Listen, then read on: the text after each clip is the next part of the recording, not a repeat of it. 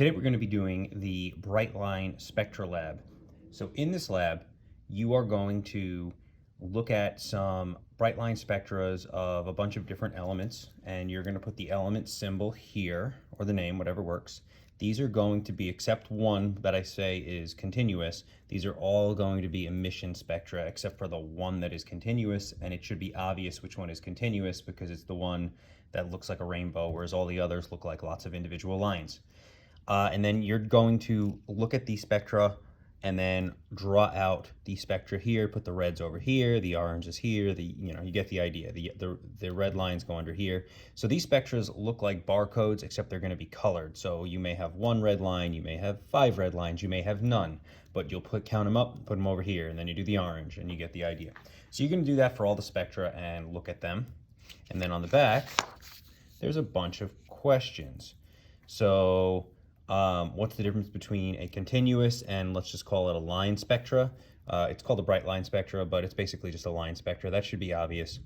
How are they like fingerprints? That's from the notes. How could the spectra of stars be used to determine what's in the star? I'll go over that in part B.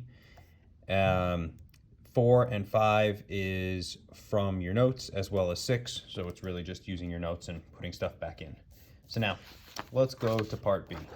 So part B is where you're actually going to take the bright line spectra of several stars, and you are going to figure out what's in them. And this is what astronomers do when they do it as well.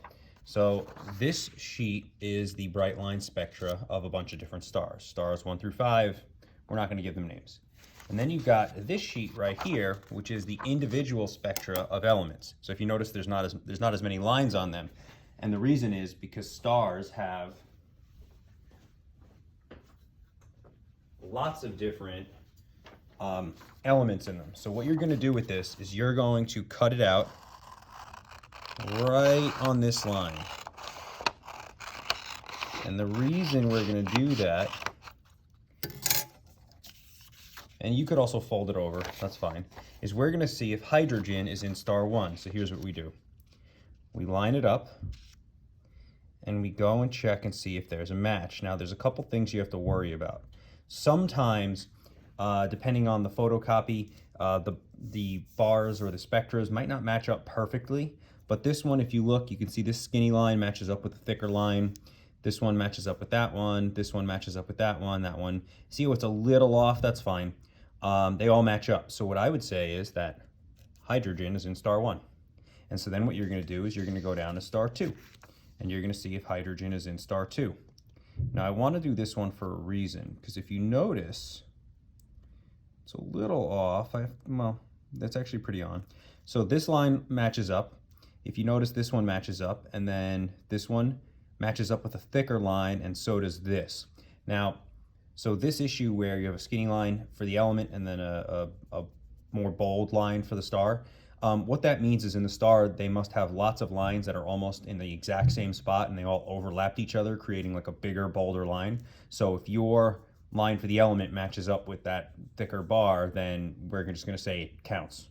And so that's how we do it. So then we would say hydrogen is in star 2. And so you're going to keep going, and then once you're done with hydrogen, cut that one off, and then do iron, and then fold it, and then neon, and all that. If you're going to fold it, make sure it's nice and neat, because this is the easiest way to do it, is to really line them up that way. So then you're going to figure out what elements is in the stars, and that's actually how astronomers do it. They look at the light coming from the star, they get this big giant spectra graph, and then they compare it to known elements' individual spectrum, and they see if that element is in the star. All right. That's question 1 and 2, and then this last part says write the ground state configuration, and then write the excited state configuration. So for example, let's do lithium. Lithium, I believe, is 2-1. So if I wanted to do so I got that right off the periodic table. And then if I want to do the excited state, 2-0-1. So that's the excited state. There are multiple answers for the excited state. I want you to take the valence electron, which is always the last number, and just bump it up 1 every single time. All right, so do that every time, and then that's it. There are some more questions. The back is just the stars themselves, so that's what the back of this page is. And then there is a 5th page where you have a couple more questions. I don't have it with me. You're just going to answer the questions on those. I looked them over. They're all pretty basic. And then that explains everything you need to know for this lab.